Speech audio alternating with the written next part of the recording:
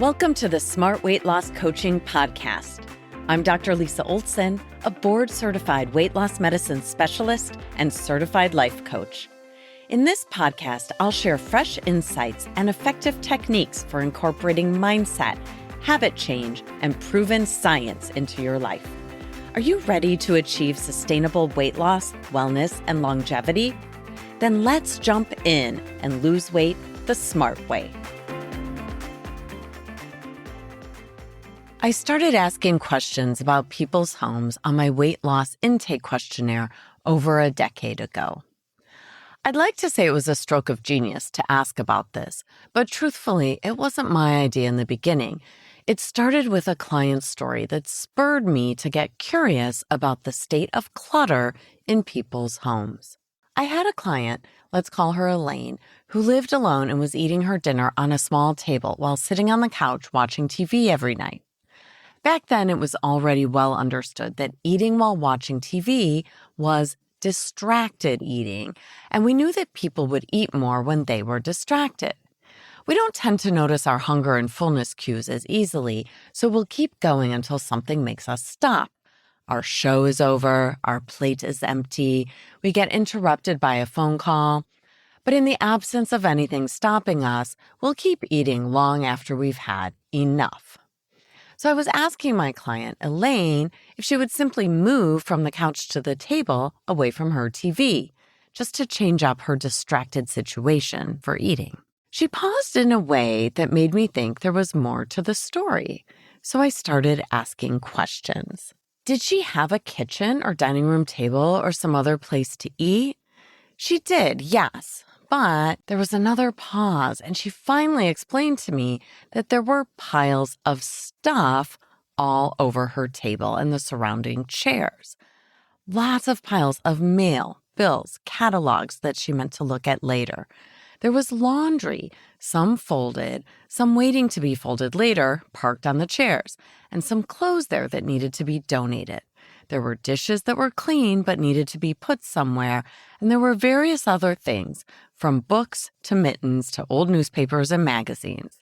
I mean, it sounded like a big table, but there was definitely nowhere to sit down to eat. That was the first time I recall wondering about the impact of clutter on weight. The biochemical reasons why clutter might matter for health and weight hadn't been elucidated at that time, but somehow it was clear that the clutter had to be addressed. And so, for a while, Elaine worked on decluttering goals, which had a tremendous impact for her. Once she got her dining room back in use, her other goals around exercise and nutrition almost seemed easy. It was like everything flowed once she had a reasonable place to sit and eat. Or maybe it was because she finally tackled the thing that she felt was impossible to manage. Once she knew she could control the clutter, everything else fell into place. Over a decade later, I fully believe that clutter impacts weight, and the science is starting to support it too. That's why I've been asking about it for so many years. I've seen it be the secret sauce for weight loss for plenty of people now. Sometimes the MBA a person needs to set, their immediate goal, is not to eat more vegetables, more protein, or less sugar, but rather just to spend an hour today doing some cleaning to get the ball rolling. It's actually a really fun goal to set with people because they find it so unexpected, but they love the impact it has. Let's talk science for just a moment, shall we? The adrenal glands, which sit just above our kidneys, are in charge of secreting cortisol in response to stressful situations. In the short term, the role of the hormone cortisol is to quickly make energy available to us by telling the liver to make more sugar and telling the pancreas to secrete less insulin. But with chronic or prolonged stress, our cortisol remains elevated, and now we're in a situation where the body becomes resistant to insulin, and we start to have chronically elevated blood sugar. This is the link between stress and prediabetes. Eventually, if things keep going, full type 2 diabetes can happen. The things that increase cortisol in our modern society are often chronic stressors like job stress, parenting stress, relationship stress, lack of sleep, a history of trauma, lack of social connections due to our busy lives, and just juggling the never-ending flow of tasks in our inboxes, forms to be completed, things to scan, appointments to make, and so on. Our allostatic load is incredibly high. You may have heard me say before that your allostatic load is the cumulative effect of chronic stress on both your physical and mental health. Some of these things can be changed, though some are harder to change, clearly. But one that I know we can change is a messy home. Clutter. We can change clutter. I'm talking to you if you're feeling overwhelmed by it. You can address clutter too. And although it might feel hard to manage, when we address our clutter, we can change our health and probably our weight too.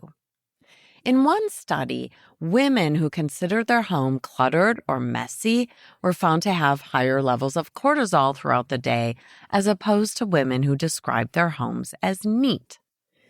People with a lot of clutter also report being less satisfied with their lives.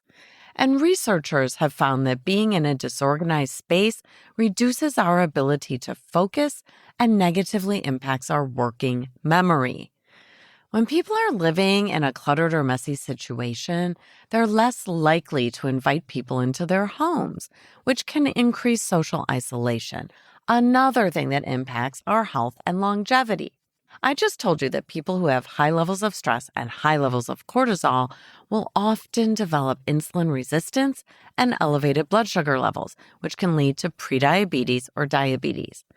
And now we're starting to learn that more extreme clutter in the realm of hoarding is linked to overeating, weight gain, and binge eating disorder. Personally, I find it fascinating to know the metabolic impact of a chronically messy home because I know there are women I work with who would find it much easier to set a cleaning or decluttering goal than an exercise or cooking goal. And I'm always encouraging the women in my program to do the easy things first. We don't have to do everything all at once and all the time. If cleaning up your clutter and preventing it from reaccumulating sounds doable to you, then let's go. Why wouldn't we tackle that first? Although actually, to be fair, what sounds easy to some people can be overwhelming for others, which is why we need to dig a little deeper to see what's blocking you from having a clutter-free home or office. First, let me ask you to think about the places where you spend the most time. For me, that would be my office, my breakfast nook table, and my kitchen. My bedroom would be the fourth place. I'm in there for a lot of hours, but most of those are spent sleeping. How about you? Where do you spend the most time? Now, on a scale of 1 to 10, let's rate each of those places for neatness. If you're incredibly neat, with nothing out of place and absolutely no clutter, give yourself a 10 out of 10. If you're hoarding and have piles all over your home, you might give yourself a 1 and consider if there might be a problem that could benefit from the help of a therapist. Today, I'm really talking to those of you in the middle, maybe those in the 4 to 7 range. There's definitely some mess, clearly some clutter, but this is something you can tackle. What are your thoughts about cleaning? If you're thinking things like, I've always been messy, this is just how I am, well, then I'm pretty sure you're right. You'll always be messy. You've cinched it by creating a messy label for yourself as if this is your destiny. We tend to lean into our labels. Here's what I'd like you to notice. When you think, this is just how I am, or I'm a messy person, you feel powerless to change it, and so you won't. But a different thought is available to you. You could choose to think, dealing with this clutter isn't rocket science. I'm sure I can figure this out. With that thought, which is probably pretty believable, you've just created a feeling of competence. And when you feel competent to handle a task, you're much more likely to take action. Maybe you'll call a professional organizer. They exist, which I find fascinating. That's a really unusual career. Maybe you'll decide to spend 15 minutes decluttering every single morning after your coffee, starting in the room where you spend the most time. Whatever action you end up taking will be driven by your thoughts. Now, we know that a cluttered home or office can be dysregulating. It can impact your allostatic load, which worsens your physical and mental health. And knowing how that can cause weight gain, I'm super excited to hear your MBA, your next best action for today. I have an MBA around the topic of clutter because I prioritize cleaning up everyone else's mess. And so honestly, my work area gets the least attention when it comes to cleaning. My MBA involves choosing a new thought. Ready for it? Here we go.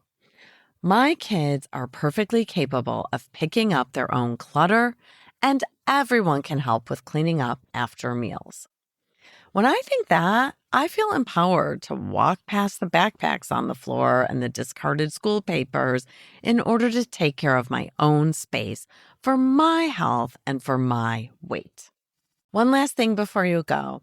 I'm sending you love, peace, happiness, and a healthy holiday season, whatever you celebrate this time of year. Thanks so much for listening. If you'd like more support during your smart weight loss journey, check out our group coaching program at smartweightlosscoaching.com. Until next time, stay well and stay smart.